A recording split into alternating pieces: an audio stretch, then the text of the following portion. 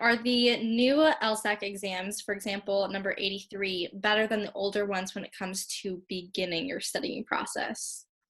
The newer ones are certainly more relevant. So I'd want you to spend more time on newer exams relative to older ones. So if you're studying over, let's say, a 3-month timeline, you might only want to focus on the most recent 20 or 30 exams.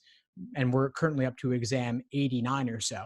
So that means going back to 59, don't study from the exams in the 30s if you've only got 3 months, because I wouldn't want you to do older exams at the expense of the newer ones. At the same time, though, every numbered LSAT is in the current format with a few exceptions.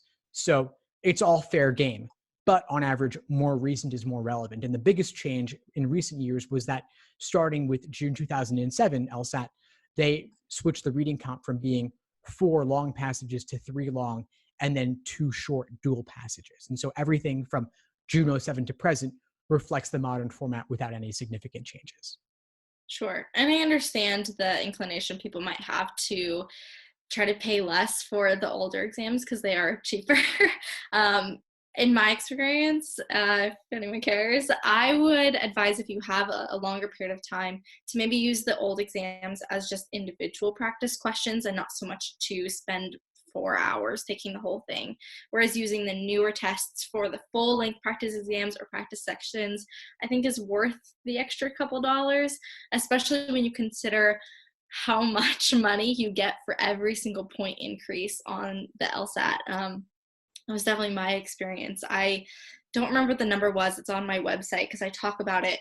But it was something like over $100,000 was the difference in 1 point in my experience for my scholarship, because I ended up hitting the lowest number possible, 169 at my school for this year, for what a full ride tuition could qualify for. And so if I had gotten a 168 that's 1 or 2 less questions accurate, I would have lost a lot of money that I was ended up offering. So I would definitely recommend, if you have a couple extra dollars, even if it's $10, or if you're looking for a larger investment like an LSAT coaching course, I really think it pays out huge dividends if you can afford it up front, for sure.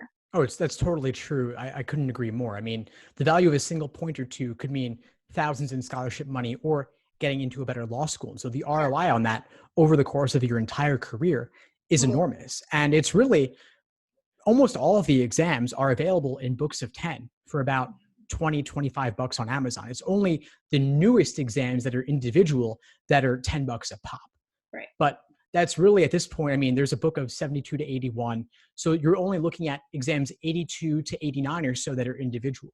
Those are the only ones you have to get individually. You don't have to get them now. I mean, you could get only the books of 10 to start with and then get the individual ones later in that final month before the exam.